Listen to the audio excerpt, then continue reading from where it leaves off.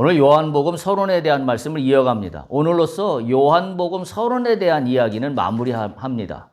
그리고 이제 다음 주부터 본격적으로 요한복음 1장 1절부터 강해를 시작하도록 그렇게 하겠습니다. 요한복음에서 여러 가지 중요한 메시지들이 있습니다. 그러나 그 중에 중요한 꼭지 중에 하나는 믿음입니다.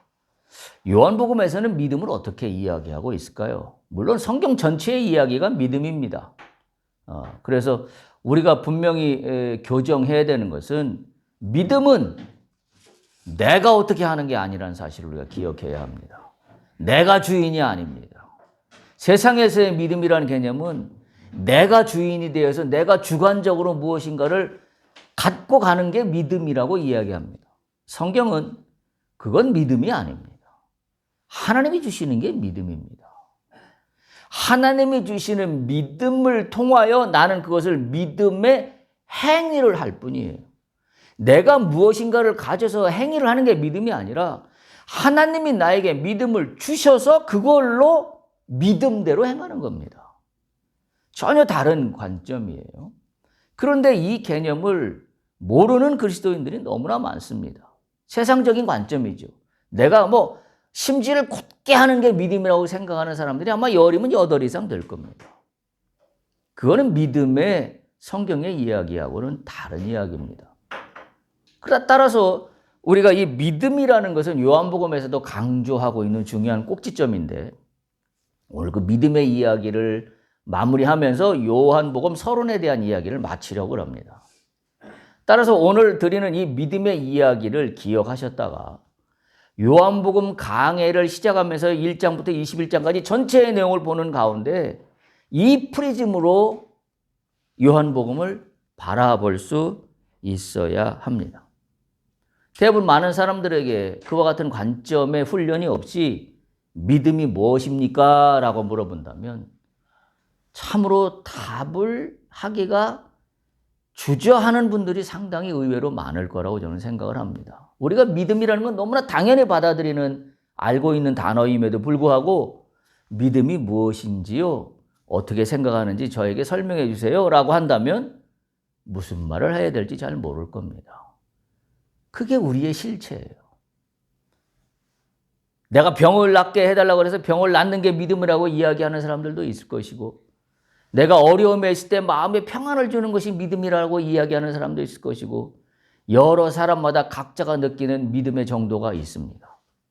그러나 그곳에 머물러 있으면 믿음을 정확히 모릅니다. 그래서 믿음이 뭐냐고 물어보면 그때그때 달라요. 자기가 처한 상황에 따라서 지금은 내가 믿음을 이렇게 이해하지만 또 다른 상황에 처하면 그 상황에 맞춰서 믿음이 이런 거라고 이야기할 겁니다. 한마디로 믿음은 말을 하고 있지만 믿음을 잘 모른다 라는 생각을 제가 떨쳐버리지 않을 수가 없습니다. 요한복음에서 믿음을 어떻게 이야기하고 있을까요? 그게 오늘의 말씀입니다. 그래서 오늘 말씀의 제목을 요한복음에 나타난 믿음의 의미와 축복이라고 제목을 정했습니다. 요한복음에서 말하는 믿음은 어떤 걸 믿음이라고 이야기하고 있으며 그리고 또한 믿음으로 말미암은 결과는 무엇인가? 그거에 대한 이야기입니다. 다른 말로 표현하면 믿음을 갖지 않았을 때의 결과도 의미합니다.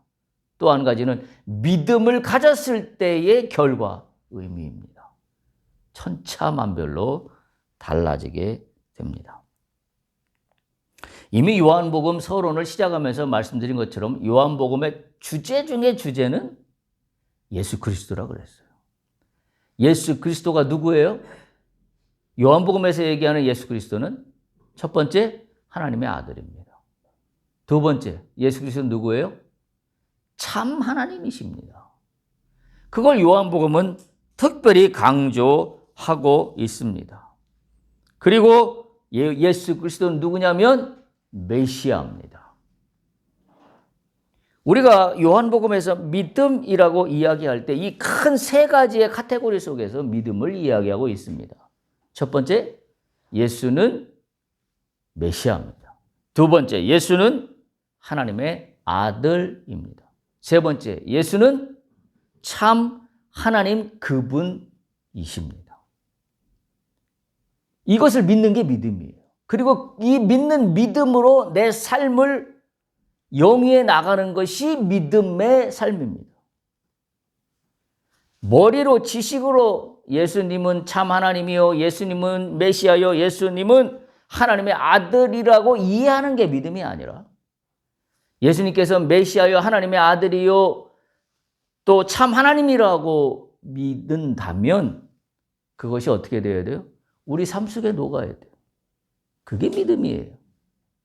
우리 삶 속에 녹아들지 않는 건 믿음이 아닙니다. 그러니까 이 메시아요, 하나님의 아들이요, 참 하나님이시라는 예수님에 대한 이 존재 자체가 내 삶 속에 녹아들지 않으니까 믿음에 대한 정의를 못하는 겁니다. 누가 나에게 믿음이 뭐냐고 물어보면 내 상황에 따른 뭔가 이루어졌던 일을 믿음이라고 이야기할 수밖에 다른 이야기거리가 아무것도 없는 거예요. 요한복음은 특별히 대상이 누구라 그랬죠? 첫 번째, 누구에게 하고 있는 이야기냐면 유대인에게 하고 있는 이야기라고 그랬어요. 유대인들이 믿음이 없습니까? 성경을 누구보다도 잘하는 사람들이 유대인 아닌가요? 율법의 말씀을 따라서 하나부터 열까지 다 지키며 살려고 애쓰는 사람들이 믿음이 아닐까요? 그 사람들한테 믿음이 없다고 이야기할 수 있나요? 그런데 오늘 성경은 그 사람들에게 믿음을 이야기하고 있습니다. 다른 말로 표현하면 그게 믿음이 아니라는 겁니다. 또 한 가지 대상자는 누구냐면 이방인들이라 그랬습니다. 예수 그리스도를 알지 못하는, 예수 그리스도를 주로 모시지 못하는, 그래서 그 사람들에게 예수는 당신의 주인이야, 당신의 주님이시야 라고 이야기하는 데에 그 모티브로 사용하고 있는 게 믿음입니다. 따라서 이 믿음의 문제는 우리가 이미 알다시피 기독교인들에게는 가장 핵심이에요. 그럼에도 불구하고 불행한 일은 우리는 이 믿음이 뭔지를 잘 모르고 있다는 사실입니다. 참으로 안타까운 현실이 아닐 수가 없습니다. 지난 시간에 우리가 요한복음에 나타난 예수님은 참 하나님이시다라고 이야기하면서 요한복음의 8가지의 기적, 가나 혼인잔치, 왕의 신하의 아들을 고치는 거, 베데스다 연못에서 병자를 고치는 거, 예수님께서 5,000명을 먹이신 거, 무리를 걸으시는 거, 소경련자를 고치신 거, 나사로를 죽음에서 건져내신 거, 그리고 예수 자신께서 부활하신 거. 이 8가지 내용을 가지고 예수님은 참 하나님이시다라는 걸 증거했습니다. 오늘도 마찬가지로 이 8가지 내용을 가지고 이 8가지 사건 속에, 기적 속에 드러난 믿음이 무엇인가라는 이야기를 진행하려고 합니다. 첫 번째, 가나 혼인잔치의 기적이었습니다. 우리 다 그 내용은 다 기억하시죠? 요한복음 2장 1절에서 11절에 나오는 기적인데요. 한마디로 예수님은 물을 포도주로 변화시키는 기적을 행하심으로 가나 혼인잔치가 성대히 이루어지도록 마무리하십니다. 이 사건은 단순한 물질적인 기적을 넘어서서 예수님이 우리의 삶 속에 역사하신다는 사실을 보여주고 있어요. 가나의 혼인잔치는 그 어떤 사람의 혼인잔치 자리입니다. 예수님은 다른 데 임하시는 게 아니라 우리의 일상 속에도 역사하시는 하나님이신 것을 가나 혼인잔치는 일단 우리에게 보여주고 있습니다. 다시 말하면 믿음의 대상이 되심을 보여주고 있습니다. 이 내용 중에 보면 마리아가 이렇게 이야기합니다. 그분이 무엇이든지 그가 시키는 대로 하라. 오늘 이 말씀을 머릿속에 기억해야 합니다. 무엇이든지 그가 시키는 대로 하라. 예수님에 대한 신뢰가 없으면 이 이야기를 할 수가 없습니다. 믿음은 예수님께서 역사하실 수 있도록 하는 마스터키입니다. 마리아가 무엇이든지 그가 시키는 대로 하라 해서 하지 않았다고 한다면 물이 포도주로 변할 수가 없어요. 그런데 마리아는 예수님에 대한 신뢰를 100% 가지고 있습니다. 그래서 그분이 시키는 대로 하라. 항아리에다 물을 담아라. 그냥 담는 겁니다. 사람들은 생각하겠죠. 항아리에 물을 담는데 이것이 무슨 포도주가 되냐. 아니, 물이 어떻게 포도주가 되냐. 그 의심을 품는 순간 입술로는 믿음을 이야기할지 모르지만 아무런 역사는 일어나지 않습니다. 그 우리의 문제입니다. 우리가 오랜 교회 생활을 하면서 성경을 읽으면서 믿음 이야기를 하지 않는 사람은 한 명도 없습니다. 신앙인들 중에. 그러나 머리의 뒤편에 한편에서는 항아리에 물을 붓는다고 이게 포도주가 될까? 그러니까 역사가 안 일어나요. 요한복음은 우리의 일상 속에서 임하는 예수 그리스도를 가나의 혼인잔치를 통해서 보여주고 있는데 이 믿음의 시작은 뭐냐? 예수를 믿고 따르는 마음이에요. 이게 믿음의 첫 번째 스타트입니다. 기억하십시오. 무엇이든지예요. 무엇이든지 그가 시키는 대로 하라. 우리는 무엇이든지라는 말에 방점을 찍지 않아요. 어떤 것은 내가 판단할 때 이거고 또 다른 것은 내가 판단할 때 아니고 우리는 무엇이든지를 주님 앞으로 가져가지 않아요. 그리고 무엇이든지에 대한 믿음을 주 앞에 이야기하지 않아요. 내가 판단할 때 그가 시키는 대로 하라. 이렇게 하겠죠. 내 판단에 따라 그분의 시키는 대로 하리라. 그게 앞서 있어요. 두 번째, 왕의 신하의 아들을 고치신 기적 이야기가 요한복음 4장의 뒷부분에 나와 있어요. 왕의 신하가 병든 아들을 위해서 예수님께 찾아가서 이야기합니다. 그리고 어떻게 돼요? 예수님께서 말씀하신 대로 돌아갔더니 아들이 나았어요. 앞에랑 맥락이 비슷합니다. 신하는 예수님의 말씀만으로도 믿었어요. 다른 아무런 증거가 없습니다. 물리적인 현상이 없습니다. 그냥 말씀했고 아들은 저 멀리 떨어져 있고 나는 지금 예수를 이 현장에서 만나고 이야기하고 있는데 예수님이 말씀하시는 것만으로 믿었어요. 아들이 어떻게 됐는지 신하는 알 수가 없습니다. 멀리 떨어져 있습니다. 아들을 데리고 와서 예수님 앞에 보여준 것도 아닙니다. 말씀만으로 기적이 일어났어요. 믿음이 뭐예요? 말씀만 믿으면 됩니다. 다른 어떤 증거를 내놓으라고 요구하지 않아도 됩니다. 그런데 우리는 물리적으로 눈으로 보이는 것을 쫓아다니며 믿음이라고 이야기하고 싶어 합니다. 믿음이 단순한 눈에 보이는 것이 아니라 예수님의 말씀이 곧 믿음입니다. 할렐루야. 예수님의 말씀이 믿음이기에 예수님의 말씀을 그대로 쫓아가면 나에게 믿음이 생깁니다. 내가 판단하여서 예수님의 말씀이 옳고 그른지를 믿으려고 하는 게 믿음이 아니라 예수님의 말씀 자체만 받아들이는 게 믿음이에요. 그게 왕의 신하가 보여준 믿음의 모습입니다. 우리 삶 속에서도 이와 같은 믿음의 태도를 가져가야 됩니다. 예수님의 약속을 믿고 말씀만을 따라가면 됩니다.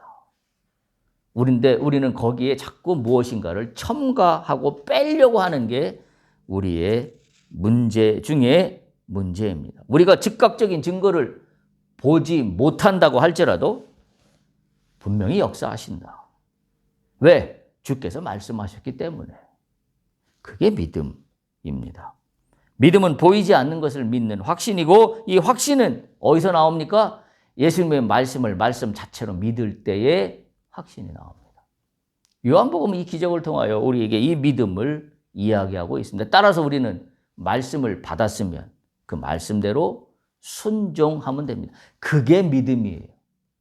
내가 될 줄로 믿습니다. 이게 믿음이 아니라 예수 그리스도의 말씀만으로 모든 것이 이루어짐을 믿고 순종하는 것. 이게 믿음입니다.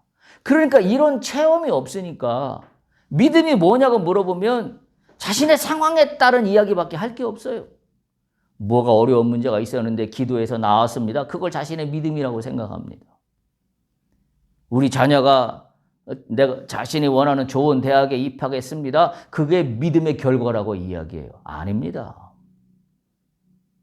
말씀을 말씀으로 믿고 순종하는 거. 그러면 내 속에 내가 느끼는 믿음에 대한 차원이 달라져요. 왜냐하면 거기는 내 판단은 다 쏙 빼 있거든요. 내 판단 속에는 세상의 가치, 내가 배운 지식, 내가 그동안 세상을 살아오면서 깨달은 경험, 그 모든 것들이 다 뭉뚱어져서 내 판단을 형성하고 있어요. 성경에서 말하는 믿음이라는 것은 그 모든 경험치와 모든 나의 지식이 뭉뚱어져 있는 판단을 쏙 빼고 뭐만 믿으라? 말씀만 받아들여라. 그것을 이야기하고 있습니다. 세 번째, 베데스다 연못가의 병자를 고치신 기적입니다. 요한복음 5장 나와 있습니다. 38년 동안 병든 사람이 있었어요. 근데 예수님으로부터 치유를 받습니다. 문제는 뭐냐면 예수께서 찾아가 주셨다는 거예요. 베데스다 연못가에 찾아가셨습니다. 그의 필요를 아시고 예수께서 직접 찾아와 주셨다는 겁니다. 믿음이 단순한 신념이나 행동이 아니라 뭘 이야기해 주고 있냐면 예수님께서 우리의 마음과 상황을 아십니다. 그리고 직접 찾아와 응답해 주십니다. 이걸 믿는 게 믿음이에요. 이걸 믿는 게 믿음입니다. 우리는 때때로 오랜 시간 고통 속에 있을 수 있습니다. 그런데 우리에게 믿음이 있다는 건 뭐냐? 예수님께서 나의 이 어려운 아픔과 고통을 아신다라는 사실입니다. 근데 그 아신다라는 사실을 내가 깨닫지를 못해요. 왜? 나의 어려움과 고통이 내가 생각한 것보다 오랜 시간 지속되고 있거든요. 그러면서 이제 우리 속에 믿음의 한 구덩이가 무너지기 시작합니다. 그리고 한 구덩이는 체념으로 갑니다. 그리고 한 구덩이는 포기로 갑니다. 그리고 덩그러니 문자만 남아있는 성경책만 들고 다닙니다. 베데스다 연못가에 찾아가신 주님을 오늘 만날 수 있기를 축복합니다. 나의 문제 앞에 직접 찾아와 주시는 주님. 그 주님은 내가 생각하지도 못한 일들을 일으키시고 있다는 사실을 우리가 기억해야 합니다. 문제는 뭐야? 믿음은 그분의 말씀과 그분의 약속을 신뢰하는 겁니다. 예수님께서 나의 필요를 아시고 응답하신다라는 신뢰가 믿음입니다. 베데스다 연못가의 병자를 고친 믿음의 이야기는 이 믿음을 이야기하고 있습니다. 네 번째, 5천 명을 먹이신 기적입니다. 요한복음 6장에 이 기록이 나와 있습니다. 오병이어의 기적이라고 우리가 너무나 잘 알고 있는 것 같은 내용입니다. 제자들은 걱정합니다. 이 수많은 사람들을 어떻게 먹일 수 있을까? 갖고 있는 음식이 아무것도 없는데. 그래서 찾다 보니 어린 아이가 가지고 있는 보리떡 5개와 물고기 2마리만이 전부라는 사실을 깨닫고 좌절합니다. 우리의 삶도 그렇지 않은가요? 내가 갖고 있는 게 이거밖에 없다는 것 때문에 좌절할 때가 너무나 많습니다. 근데 이 오병이어의 기록은 뭘 보여주고 있어요? 예수님은 작은 게 작은 것이 아니다. 문제가 전혀 되지 않는다. 왜? 그분은 하나님이시기 때문에. 겉으로 우리가 눈으로 볼 때는 보리떡 5개와 물고기 2마리밖에 안 되는 물리적인 한계를 갖고 있는 걸로 보이지만 예수님은 물고기 2마리도 문제가 되지 않고 보리떡 5개도 문제가 되지 않아요. 말씀드렸죠? 보리떡 5개는 보리떡 5,000개 있는 거나 똑같아요. 왜? 그분은 하나님이시기 때문에. 우리 인간이 볼 때는 보리떡 5개로 5,000명을 먹일 수 없습니다. 믿음은 뭐냐?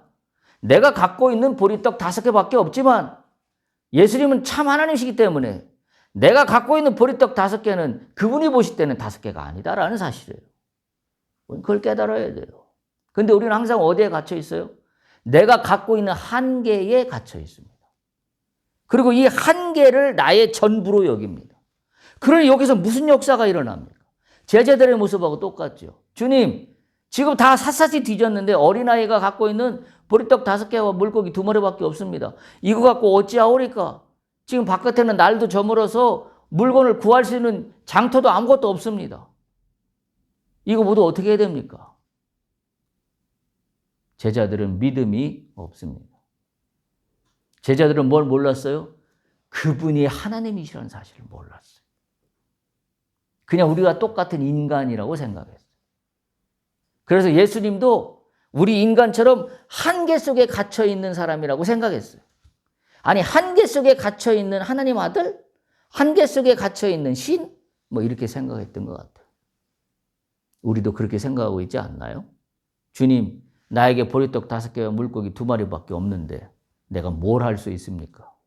오늘 그 생각을 갖고 있다면 예수 그리스도의 보혈로 그 미약한 생각들이 덮어지길 축복합니다. 보리떡 5개, 물고기 2마리, 내가 갖고 있는 한계이지만 나의 한계가 전혀 문제가 되지 않습니다. 내세울 것이 없는 상황에서도 주님을 믿는 믿음으로 나가야 합니다. 오늘 이 5,000명을 먹이신 기적은 그것을 이야기하고 있습니다. 믿음은 뭐냐? 부족함 속에서도 하나님을 의지하는 게 믿음입니다. 5,000명을 먹이신 기적은 그 믿음을 우리에게 이야기하고 있습니다. 5번째, 무리를 걸으신 기적이 요한복음 6장에 나옵니다. 제자들이 폭풍 속에서 두려워합니다. 무리를 걷습니다. 예수님께서 그렇게 말씀하십니다. 내가 너희와 함께 있으니 두려워하지 말라. 내니 두려워하지 말라. 이 기적은 폭풍도 문제가 되지 않습니다. 다시 말하면 뭐예요? 폭풍을 이기는 힘은 나의 판단에 의한 의지의 결단이 믿음이 아니라 어떤 믿음이에요? 예수께서 잔잔케 하신다. 초자연적인 능력을 갖고 있는 예수께서 폭풍도 다스리신다. 그게 우리가 갖는 믿음입니다. 내가 너희와 함께 있으니 두려워하지 말라. 이걸 100% 신뢰해야 돼요. 폭풍이 몰아칩니다. 두렵습니다. 넘어집니다. 집에 지붕이 날아갑니다. 야, 이 큰일 났다. 큰일 났습니다. 그러나 마지막 끈까지 놓지 않아야 됩니다. 그게 뭐예요? 포기하는 겁니다. 그건 믿음이 없는 겁니다. 믿음은 불확실한 상황에서도 예수님을 향해 나가는 게 믿음입니다. 확실한 상황에 나가는 건 믿음이 아니에요. 그건 믿음이 없어도 돼요. 불확실한 상황에서도 예수님을 향해 나가는 겁니다. 믿음은 두려움을 극복하고 예수님을 향해 나가는 게 믿음입니다. 6번째, 소경된 자를 고치시는 기적에서의 믿음입니다. 요한복음 9장에 나와 있습니다. 태어날 때부터 소경이었던 사람이 있어요. 예수님께서 그를 고쳐주셨습니다. 그때 그 소경은 믿음이 점점 성장합니다. 처음에는 누군지 몰랐습니다. 그러나 점점 예수님에 대한 믿음이 성장해 나갔습니다. 이 기적은 뭘 이야기하고 있냐면 믿음은 한 번의 사건으로 끝나는 것이 아니다. 믿음은 계속 자라난다. 성장한다. 확장된다. 라는 사실을 보여주고 있습니다. 따라서 우리가 예수님을 만나면 우리의 삶이 새롭게 되고 믿음이 깊어지고 성장하고 그리고 이 믿음을 통하여 예수님께서 나의 삶을 새롭게 만들어 가신다라는 확신이 믿음입니다. 한자리에 머물러 있는 게 아니라 나는 오늘도 계속하여 주님 앞으로 나간다. 이게 믿음의 진보입니다. 7번째, 나사로를 죽음에서 살리신 기적 이야기입니다. 요한복음 11장에 나와 있는데요. 우리가 아시다시피 예수님은 나사로가 죽은 지 나흘이나 됐는데 그를 살려냅니다. 마르다와 마리아는 이렇게 불편한 마음을 토해냅니다. 예수님께서 조금만 일찍 오셨더라면 나사로가 죽지 않았을 건데 라고 절망과 아쉬움을 표현합니다. 그러나 예수님이 이렇게 말씀하세요. 나는 부활이요 생명이다. 이 말씀 꼭 기억하시오. 우리가 믿음을 갖는다는 건 예수님이 누구예요? 부활이요 생명이다. 예수님은 부활이요 생명이다. 이 믿음이 기적을 일으킵니다. 마리아와 마르다는 완전히 절망 가운데 있습니다. 오라비 나사로가 죽었기 때문입니다. 그것도 나흘이나 지났습니다. 뭘 어떻게 할 수 있습니까? 예수님이 그 상황을 향하여 이들에게 이렇게 선포하십니다. 나는 부활이요 생명이다. 우리는 부활이요 생명인 주님을 믿는 겁니다. 따라서 우리에게 믿음이 있다는 건 뭐예요? 죽은 것 같지만 살아나는 믿음. 죽은 것 같지만 살아난다. 죽은 것 같지만 여기에 생명이 들어간다. 왜? 예수가 부활이요 생명이기 때문입니다. 여기서 말하는 믿음은 뭡니까? 죽음과 절망 가운데에서도 소망을 찾는 게 믿음입니다. 죽음과 절망이라는 건 다 끝난 겁니다. 인간의 눈으로 볼 때는. 그런데 예수님이 볼 때는, 우리가 볼 때는 죽음과 절망으로 끝난 것처럼 보이지만 예수님이 볼 때는 거기에 생명이 있습니다. 거기에 부활이 있습니다. 할렐루야. 8번째 부활의 기적입니다. 요한복음 20장에 나와 있습니다. 예수께서 죽음을 이기시고 부활하신 사건입니다. 우리의 믿음의 토대가 되고 기초가 되고 중심이 되고 전부가 되는 건 바로 이 부분이에요. 부활하신 주님이에요. 우리의 믿음의 토대는 여기에 있어요. 부활의 주님입니다. 마리아가 빈 무덤을 발견하고 제자들에게 소식을 전했습니다. 문제의 인물이 오늘 우리가 봉독한 말씀처럼 등장합니다. 도마입니다. 도마는 믿지를 못합니다. 내가 보고 만져보지 않으면 못 믿겠다는 겁니다. 또 다른 제자들도 그렇게 생각했습니다. 우리가 예수님의 부활을 믿을 때 죽음을 넘어서는 소망과 영원한 생명이 주어진다는 사실을 우리는 기억해야 합니다. 믿음은 단순히 예수님의 말씀을 듣는 것에서 끝나지 않고 그분의 부활을 믿고 내 삶에 적용하는 겁니다. 여러분, 우리의 삶 속에 죽은 것 같은 것이 있습니까? 다 끝나버린 것 같은 것이 있습니까? 그러면 믿음이 없는 겁니다. 상황이 종료된 것 같은 것들 속에서도 주님이 함께 하시면, 주님의 말씀만 하시면 부활된다. 할렐루야. 소망이 이루어진다. 할렐루야. 그것이 믿음입니다. 따라서 우리의 믿음의 토대는 말씀드린 대로 예수님의 부활을 통해서 확립된다. 라는 것을 갖는 영원한 소망이 믿음입니다. 그러면 이러한 믿음은 요한복음에서 약속이 이루어지는데 어떤 약속이 이루어지냐면 첫 번째, 하나님의 자녀가 되는 권세를 얻습니다. 할렐루야. 하나님의 자녀가 됩니다. 믿음으로 나가는 자마다. 요한복음 1장 12절에 이렇게 기록하고 있어요. 영접하는 자, 곧 그 이름을 믿는 자들에게는, 그 이름을 믿는 자들에게는 뭐라고요? 하나님의 자녀가 되는 권세를 주셨다. 하나님의 자녀가 되는 권세를 뭐로 받느냐? 예수를 믿는 믿음으로 받습니다. 첫 번째, 하나님의 자녀가 되는 권세를 얻습니다. 두 번째, 우리가 보았던 것보다, 우리가 생각했던 것보다 더 큰 일을 보게 됩니다. 요한복음 14장 12절에 보면 이렇게 말씀해요. 내가 진실로 진실로 너희에게 이르노니 나를 믿는 자는 내가 하는 일을 그도 할 것이요 또한 그보다 더 큰 일도 하리니 이는 내가 아버지께로 감이라. 믿음이 있으면 우리의 한계 속에 갇혀 있는 어떤 상상을 초월합니다. 더 큰 일을 보고 이루게 됩니다.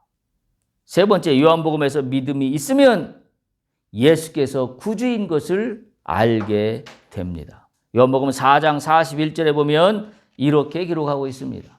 예수의 말씀으로 말미암아 믿는 자가 더욱 많아졌다. 예수의 말씀을 받아들이면 드릴수록 예수가 나의 구주인 것을 비로소 알게 됩니다. 42절에 이렇게 이야기해요. 4장 42절에 그 여자에게 말하되 이제 우리가 믿는 것은 내 말로 인함이 아니니 이는 우리가 친히 듣고 그가 참으로 세상의 구주신 줄 알미라 하였더라.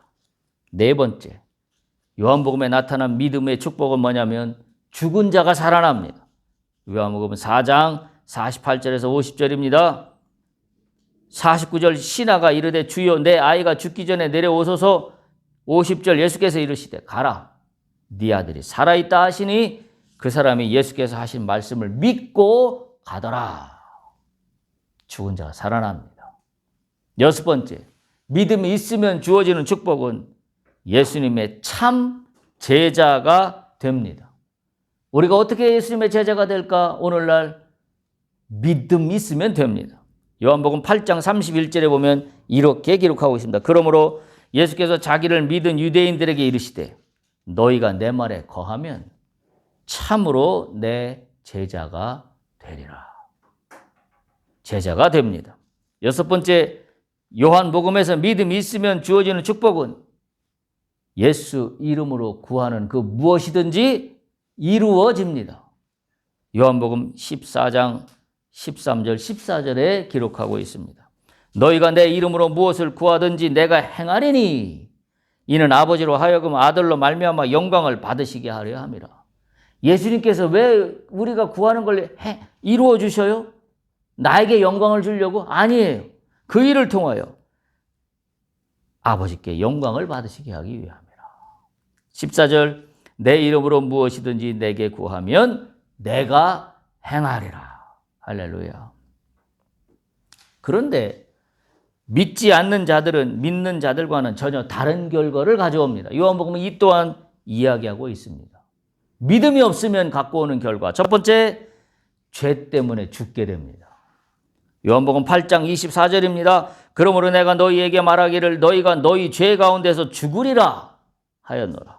너희가 만일 내가 그인 줄 믿지 아니하면 너희 죄 가운데서 죽으리라.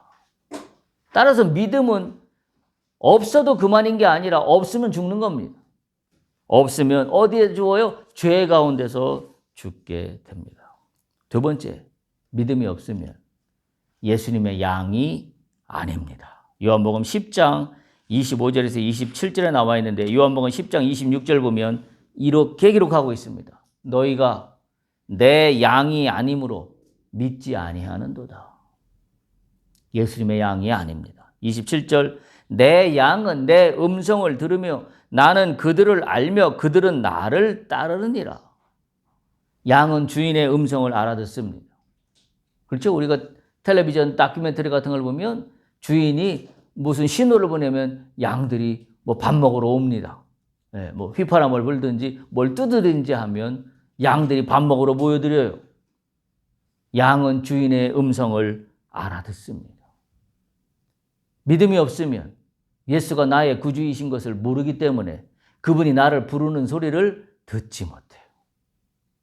그리고 나서 나는 주님을 믿는다고 이야기하고 돌아다녀요. 엉뚱한 데서 돌아다니고 있는 거죠. 주인은 저쪽에서 나를 기다리고 있는데 나는 다른 곳에 가서 엉뚱하게 돌아다니고 있는 꼴입니다. 마치 탕자 이야기처럼. 아버지 밑에 있어야 되는데 타국에 가면 좋은 것이 있을 것 같아서 그곳에 가서 엉뚱하게 돌아다닙니다. 아버지는 여기 있는데. 양이 되지 못합니다. 믿는 자들이 예수님의 양이 되지 못한다는 것은 다른 말로 표현하면 치명적인 불행입니다. 내가 내 주인을 모른다는 게 그거보다 더 큰 불행이 어디 있겠습니까? 세 번째, 믿음이 없으면 눈이 멀고 마음이 완고하여져서 깨닫지 못하고 고침도 받지 못합니다. 요한복음 12장 40절에 기록되어 있어요. 먼저 37절 보면 이렇게 기록합니다. 요한복음 12장 37절 이렇게 많은 표적을 그들 앞에서 행하셨으나 그를 믿지 아니하였다. 40절 그들의 눈을 멀게 하시고 그들의 마음을 완고하게 하셨으니 이는 그들로 하여금 눈으로 보고 마음으로 깨닫고 돌이켜 내게 고침을 받지 못하게 하려 함이라 하였음이니라. 눈이 멀고 마음이 완고하여집니다. 요한복음에 나타난 이 모든 이야기가 종점을 향하는 마지막 목표점은 딱 하나예요. 제가 처음에 요한복음을 시작하면서 요한복음은 뭐에 대한 책이라고 말씀을 드렸죠? 생명입니다. 그래서 제가 이 시리즈의 제목도 슬기로운 생명생활이라고 제가 이름을 붙인 이유가 거기에 있는데요. 모든 믿음의 이야기의 종결점은 어디로 모아지냐면 생명입니다. 영생입니다. 요한복음 3장 15절에서 18절 우리가 너무나 잘 아는 말씀입니다. 이는 그를 믿는 자마다 영생을 얻게 하려 함이라. 우리가 믿음을 가져야 되는 최종적인 꼴은 뭐냐? 우리에게 허락하시는 영생입니다.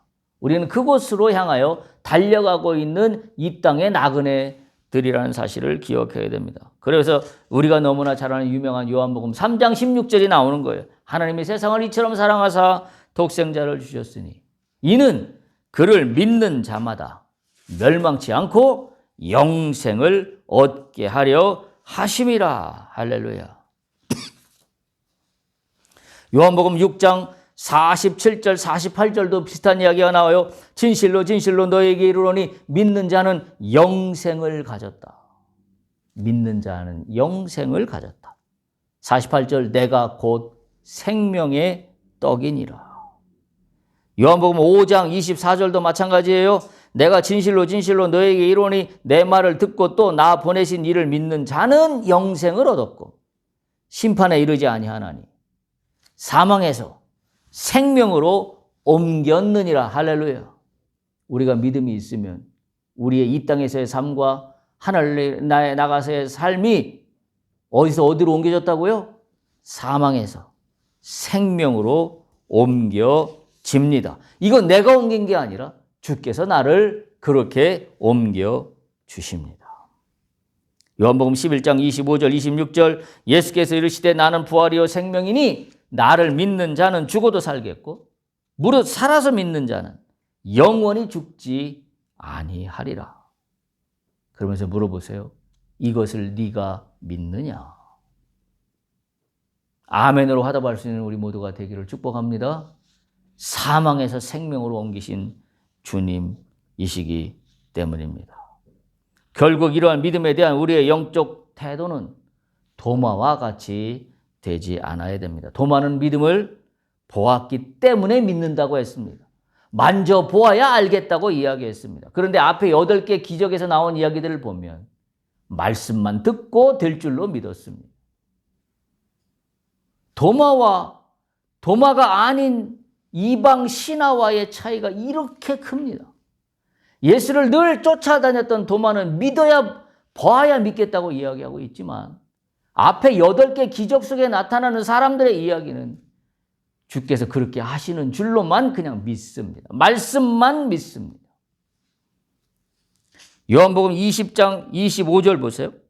다른 제자들이 그에게 이르되 우리가 주를 보았노라 하니 도마가 이르되 내가 그의 손에 못자국을 보며 내 손가락을 그 못자국에 넣으며 내 손을 그 옆구리에 넣어보지 않고서는 난 믿지 아니하겠다. 믿음의 한계를 이야기하고 있습니다. 왜 이 이야기가 나올까요? 주님을 만난 체험이 없기 때문이에요. 주님을 쫓아다닌다고 주님을 만난 게 아니라 주님의 말씀이 내 속에 나의 삶을 이루어야 해요.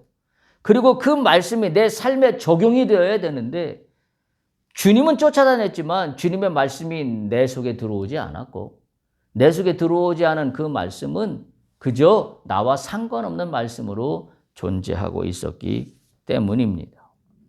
29절 요한복음 20장 29절 예수께서 이렇게 말씀하세요. 예수께서 이르시되 너는 나를 본고로 믿느냐? 보지 못하고 믿는 자들은 복되도다 하시니라. 결국 믿음의 핵심이 무엇인가 하는 것을 우리에게 너무나 잘 알려주고 있습니다. 문제는 뭐예요? 그분이 내 안에 존재하면 돼요. 그분이 내 안에 존재하지 않기 때문에 이 믿음이 뭔지를 이해할 수가 없어요. 어떻게 말씀만으로 고친단 말입니까? 세상적인 판단으로 하면 도마가 훨씬 논리적이고 똑똑합니다. 왜? 보지 못한 것은 못 믿겠다고 하니, 만져보지 않고서는 내가 믿지 않겠다고 하니 도마가 얼마나 똑똑하고 논리적입니까? 근데 예수님 뭐라고 그러셔요? 믿음이 없는 자라고 이야기합니다. 네가 봐야만 믿냐? 보지 못하고 믿는 자들이 어떻다고요? 복되도다. 이 말씀을 기억할 수 있기를 바랍니다. 믿음은 진리에 지적으로 동의하는 것으로 이루어지지 않습니다. 지적 동의가 아닙니다. 믿음은 예수님을 만나는 겁니다. 예수님을 만나면 여러 가지 일들이 있는데 첫 번째 뭐부터 일어나냐면 나의 죄를 깨닫게 돼요. 내가 누군지를 깨닫게 됩니다. 그로부터 시작해요. 그리고 난 다음에 예수님의 말씀이 내 심령 가운데 하나씩 박히기 시작합니다. 그러면서 그분의 말씀만이 나의 모든 것을 주장하는 나의 전부가 됩니다. 믿음은 우리가 알다시피 믿는 자들에게는 최고의 정수와 같은 핵심입니다. 그것은 요한복음에서 우리에게 생명을 보장해 줍니다. 또한 8개의 기적에서 나타난 것처럼 예수를 통해 우리는 한계 속에 갇혀 있고 다 끝난 것 같은 절망 속에서도 예수가 하시면 합니다. 그것을 믿는 것이 믿음입니다. 앞으로 이어질 요한복음의 강해를 통하여 이 모든 이야기들이 좀 더 구체적으로 함께 나누게 될 텐데요. 우리의 믿음이 피상적이고 도마처럼 논리적이고 세상적인 가치 기준에서 이해했던 믿음으로부터 주님의 초점이 맞춰진 마치 8개의 기적에 나와 있는 믿음의 주인공들의 이야기들처럼 그 역사가 우리 가운데 일어나는 줄로 믿습니다. 그걸 소망하며 우리가 함께 나갈 수 있기를 간절히 기대합니다.